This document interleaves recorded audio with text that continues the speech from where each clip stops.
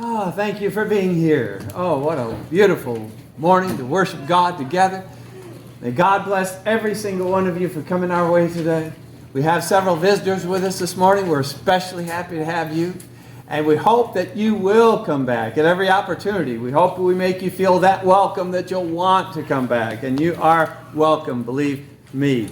And by the way, Joe's class this morning was just extra special good. They're all good, but this morning he talked about how we owe our visitors all the love, just to shower them with attention, to let them know how much we appreciate them being here. And thank you, Joe, for a great class and so many other respects as well. One quick announcement. Tonight, because it's supposed to be a pleasant day, I hear around 76 or so, the high, we're going to have the evening service outside under our shelter, our little pavilion out there. Now, I will say this, for those of you who are cold-natured, because it's only going to be 76, you might wear a parka or something. Well, maybe not that, but you might, if you think about it. I mean, we have those tables out there, but if you want to bring a little pad to sit on, that might make it more comfortable. If you want to bring even a lawn chair, you don't have to sit at one of the tables. You can just bring a lawn chair or two. And one last thing about tonight, because it's going to be so pleasant out, right after the service, and we did this about 5 or 6 weeks ago, for those who want to bring something, or maybe right after the service, go out and grab a couple sandwiches, bring them back, and we'll have like a mini fellowship out there. The kids can be running out and playing. It'll be beautiful weather for that. So hopefully maybe you can join us. I hope you can join us tonight, and also maybe stay for that little mini fellowship, we'll call it. Today I want you to take a trip with me, at least figuratively speaking. We want to go about 6,000 miles as the crow flies from this location. And not only do we want to make that distance geographically, that trip, we want to go back in time somewhere approximately 1992 to 1996 or 7 years ago. We don't know exactly, but right in that ballpark. Our destination will be a tall, craggy rock just outside of the old gates of Jerusalem that actually does resemble a human skull from a distance. That's why it's called Golgotha, which is from the Aramaic, which literally means skull, or commonly known as Calvary, which that whole hill would be called. We're going to go back to the day Jesus died. We have a song in our songbooks, 962. It's Were You There? I'm not going to read the lyrics, but that song really helps us to think about going back in time and trying to see what was going on the day Jesus died. Obviously, none of us were there, but we're going to do the next best thing. We're going to take a meticulous look at what occurred. And there are two reasons for this. One, we've already kind of experienced in this service. Jesus intended for us to go back in our mind's eye and see that scene, as it were. That's a whole rationale behind the observance of the Lord's Supper, as Paul indicated in 1 Corinthians 11, 23 through 26. The second reason, we need to go back at times and take a close look at what occurred, because it serves as a reminder of how much Jesus, the Son of God, was willing to go through to save you and me, and how unworthy we are of that. That's love, folks. In Isaiah chapter 53, we get somewhat of a graphic description of the horrors Jesus went through in his death. Let me just read a few select verses. Isaiah 53 verse 4, for instance. Surely, and the prophet is speaking prophetically of what would happen hundreds of years in the future. He's speaking of Jesus and the suffering. Surely he has borne our griefs. Borne means he shouldered our griefs and carried our sorrows. Yet, we esteemed him stricken, which means to be wounded or injured, smitten by God. Smitten means to be struck with force, and afflicted. Afflicted refers to distress, agony. If you've ever been so sick you couldn't stand it, or been injured so horrifically that you just cried out in pain, that's what Isaiah is describing. Isaiah 53:5, he was wounded for our transgressions. That's why Jesus suffered. Not for anything he did, but for you and I, everything we do in violation of God's will. Every time we sin, he was wounded for that. He was bruised for our iniquities. The chastisement, the punishment of our peace was upon him, and by his stripes, and he received those, we are healed. Verse 7, he was oppressed, and again he was afflicted, and again that means to be in agonizing pain, yet he opened not his mouth. Jesus never cried out for mercy or pleaded for relief. He was as a lamb led to the slaughter. Verse 11, he, now that's referring to God, his Father, shall see the labor of his soul. In this context, the labor of the soul of Jesus would be the misery, the pain, the agony, and be, this is the most important word here, and be satisfied. God shall see what Jesus endures on the cross and be satisfied. In other words, the suffering Jesus endured was sufficiently horrible, appalling, disgusting, that it would satisfy God's requirements for us to be right with God. Again, every time Jesus underwent this horrific agony and this punishment, God was doing to him what he should have done to us, what we deserve because of our sins. But he put it all on his Son. And when he saw all that his Son went through, God said, yep, that's what all of us deserve. He's paid the price so that we wouldn't have.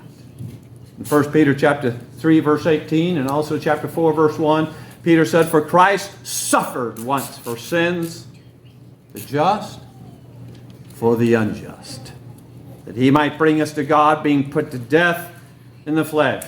Someone has said every Christian should get down on his or her knees every day and thank God that Jesus was willing to do that and that Jesus did enough. God was satisfied. So as we return today, we're going to view the cross of Jesus from a different perspective. Typically, we look at the cross looking up at it. But this morning, we're going to get a view from the cross. The Apostle Paul in Philippians chapter 3, verse 10, and he's talking about Jesus, said that I may know him.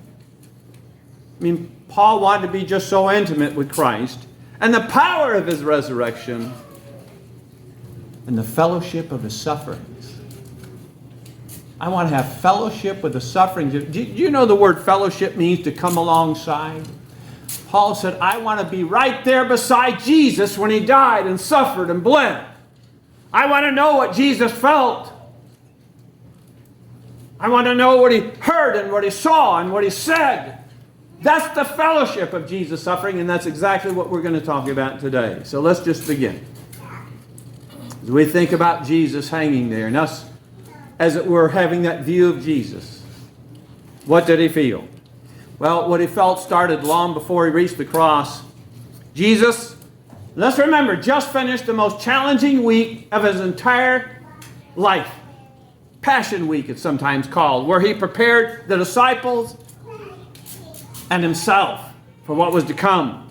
We can talk about the great triumphal entry into Jerusalem, the cleansing of the temple, the Olivet Discourse, in which he talked about coming woes upon the city and the temple, the eating of the Passover meal and the institution of the Lord's Supper, washing the feet of the disciples. By the end of this week, Jesus was worn out. To make matters worse, did you know Jesus did not sleep for the last 30 hours of his life? You know, some of you didn't sleep very well last night, and you know how hard it is on you. And it is. And after praying in the garden so passionately, he was confronted by a mob, bound and dragged from court to court. And during the long night, Before he reached the cross, Jesus received enough physical abuse to put most people in an intensive care unit. John 18, verse 22, he was struck in the face because an officer didn't like his answer to the high priest. In Mark 14:65, some spit on him and then covered his face and smote him and said, "Prophesy." And the servants did strike him with the palms of their hands. Luke 22:63, and the men that held Jesus mocked him and smote him, sometimes with a fist. John 19, verse 3, the soldiers mocking Jesus said, "Hail, King of the Jews!" And they smote him with their hands. In Matthew chapter 27, verse 30, they took a reed which they had given to Jesus as a pretend reed of a king and smote him over the head. Did you know the movies you see depicting Jesus on the cross? Nothing like what Jesus looked like. Did you know you couldn't recognize Jesus if you'd known him? Isaiah 52, verse 14, again a prophecy about Jesus. Many were astonished at you. So his visage, that is his face, his appearance was marred more than any man. No one's face had been marred like Jesus. The word mar means to disfigure or mutilate.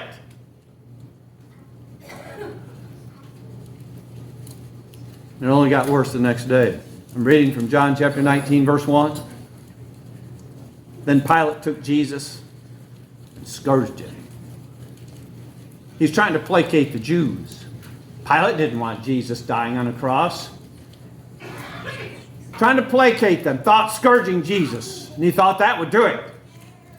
Scourge was a long lash that contained bits of metal or bones or broken pottery all tied together on long leather straps. When the lash was employed, the straps reaching the body would just wrap around the body to the person's back. And then those sharp pieces would dig in and they would hold there. So the Roman holding that lash would pull it away, and they would pull away bits of flesh and muscle every time. And it just continued and continued and continued.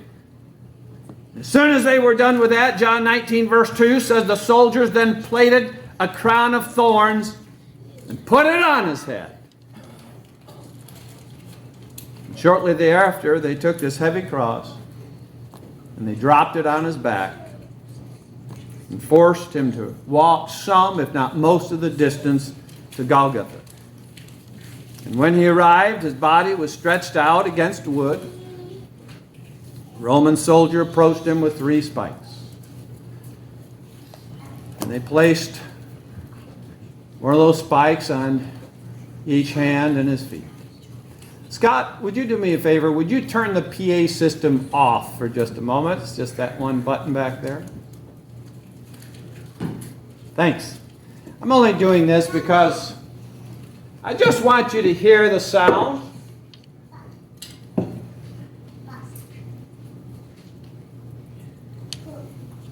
There's no easy way.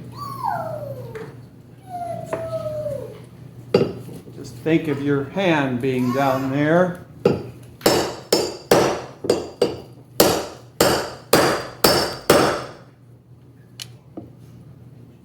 They didn't nail it to the tip. You can turn it back on, Scott. Thank you.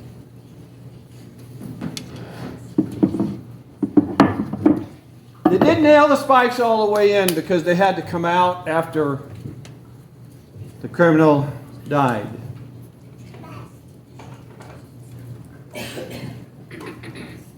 We don't think about the hands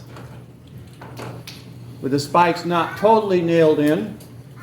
Could have a little movement. Can you imagine how much that would hurt? Children, ignore what I'm about to say, but adults, try this. If you just want to get a feeling, take the tip of your thumb right in the middle of your palm. Now you could do this on your wrist, because Jesus could have had it spiked through the wrist or the palm. Just press the middle of your palm as hard as you can and just keep increasing the pressure and see how long you can stand it. Most people can't stand it for 30 seconds.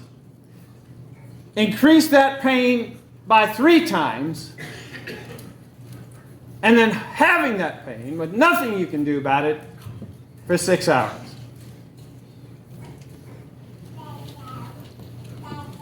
Well, then they drop the cross, Jesus attached in the hole. Accurate depictions always show the knees bent, because to breathe, and this was there's a phrase the Romans used to call it, the horrific, the exquisite, horrific pain of the cross was that to live, you had to torture yourself. The hands didn't work to raise very long. They just didn't have the strength. Try doing a pull-up with your arms stretched out like that. So the feet would have to be employed, and the legs. To breathe, you had to push up. So to live, you had to torture yourself, and when the pain got too great for you to push up with your feet, you began to suffocate. That's why they broke the legs of the other 2 thieves before Passover. Because once they couldn't push, as agonizing as it was, you'd probably die within the hour. All right, that's what Jesus felt. What did he hear? Up on the cross. What should he have heard? The Son of God. Oh, no. Oh, our leaders forced us to do this. The Son of God. We're sorry. Forgive us. Let us take you down, soldiers. Please, this was a mistake. Get him down from there. We'll pay you. We'll bribe you. We'll get you out of trouble with the Romans. Somebody help! That's what the Son of God should have heard. Matthew chapter 27 says he heard this. You that destroy the temple and build it in 3 days, save yourself if you're the Son of God. Come down. You notice he saved others. Can he save himself? If he's the King of Israel, let him come down from the cross. He trusted in God. Let God deliver him if God will have him. For he said, I'm the Son of God. And from his feet, Jesus heard these soldiers. Hey, I want that. No, I saw it first. No, I took it off him. It's mine. Oh, don't rip it, you idiot. Come on, we can use this. Arguing over his clothing. And from just beyond the crowd, perhaps he could hear his disciples. Can you believe this? What are we going to do now? He let this happen to him. He calmed the sea. He stilled the storm. He walked on water, and he can't do anything now. And he's left us. He's deserted us. Defend for ourselves alone. And finally, when even that quiets down, the crowd becomes hoarse from their shouting and taunting and teasing. He maybe thinks he can have a moment of peace, but no, it's like, psst, psst, you claim to be the Son of God. Get us down. You can get us down. If you're the Son of God, save yourself, save us.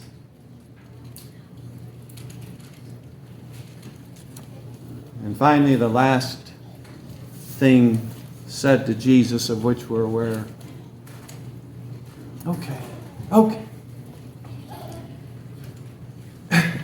Do me a favor.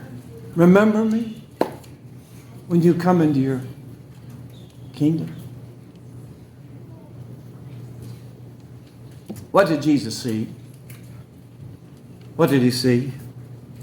He could have watched 12 legions of angels drop down out of heaven to pull those spikes, to bear up his body, to begin healing it, to tear up the crowd. Matthew 27:39, however, says this is what he saw. People wagging their heads.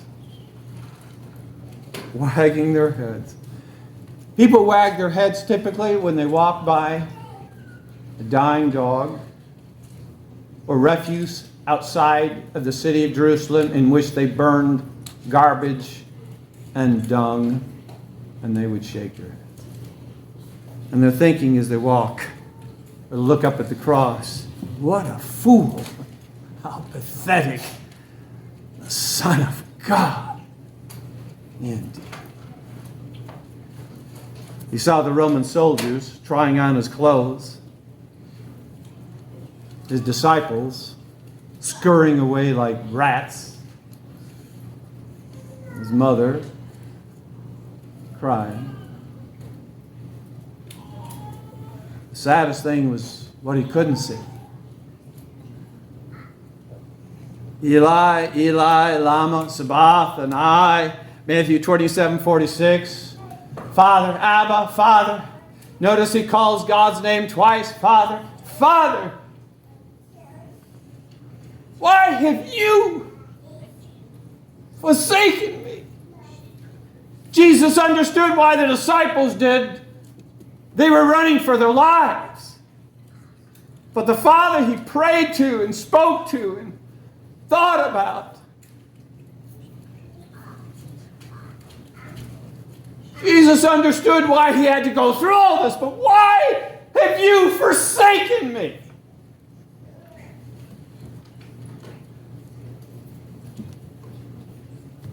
And lastly, what did Jesus say in addition to that? What would you have said up there on the cross? Looking at those crowds, mocking, teasing, spitting up. You miserable ingrates, just wait, I will show you pain. And you soldiers, boy, when my angels finish with you, you'll rule this day ever happened or that you were born. And disciples, where are you? Thank you. Oh, thank you for leaving me. Jesus didn't say any of that, did he? He made 7 remarks on the cross. But the most important, Father, forgive them. They do not know what they do. They just don't know. And why would Jesus say that? As recorded in John 3:17, for God sent his Son into the world not to condemn the world, but that the world through him might be saved. Despite what those soldiers had done, what the crowd was doing, Jesus loved every last one of them and wanted them, every one, to receive forgiveness. Because that's what he came to do. And he came to do that for us. That's a view from the cross. It's not pleasant, but Jesus endured it for us. Galatians 1 verse 14, Paul wrote, he gave himself for our sins so that he might deliver us from this present evil age. That's love. Many, many years ago, before seatbelts were used very much at all, a young family just started out on vacation. Husband, wife, I think the son was about 3 years of age. Mother holding the son, or he would alternate between her lap and the center. And then an intoxicated driver crossed the center line on a state highway, hit them head on. The father died instantly. The mother was critically injured and died at the scene. The little boy was covered with blood. Once the ambulances arrived, checked the father and the mother who expired as they were examining her. They took the son. They noticed he was still breathing, covered with blood, to the local hospital, to the emergency room. When they cleaned up the blood and examined the son, they were all shocked. The son did not have a scratch. Not a scratch. He was totally fine. And they could not understand, because when he was brought in, it was explained to them the nature of the horrific accident. So then, a little later, they were able to contact some of the authorities at the scene who'd come to the hospital to see if the boy had survived. And when they explained he was totally uninjured, they said, based on the mother's position, they understood why. Because apparently, just as she looked up and saw that car heading right for them, she picked up her son and not only held him, she scrunched down with him to protect him. And so it was her body that slammed into that dashboard, her head that slammed in and partially penetrated the windshield. Mom gave her life and her blood to save her little boy. And he was untouched. And that's exactly what Jesus did for us on the cross. Gave his life, his blood, so that we could, in God's sight, be unstained by any sin of our own. What a God. When I think about how he came so far from glory and dwelt among the lowly such as I, to suffer in such disgrace on Mount Calvary, take my place, I ask myself this question: who am I? Who am I that a king would bleed and die for? Who am I that he would pray, not my will, thine for? The answer I may never know is why he ever loved me so, and to that old rugged cross would go. Who am I? Who am I? Thank God for Jesus. After he rose from the dead, he told his disciples to go into all the world and preach the gospel, the death, the burial, the resurrection of Jesus to every creature. And he who believes and is baptized shall be saved. Most of you have been baptized into Jesus Christ, and you are Christians. But if you're not, this morning, let the cross convince you that such love you'll never experience by anything or anyone in this universe. And to pay the price so that you could one day be in heaven. How can you turn down a Savior like that? If you need to respond to the invitation, we'd be happy to assist you this morning, baptize you into Christ. If you need our prayers, you can come up and we'll pray for you. If you need to, would you come as those of us who can, stand and sing the song together?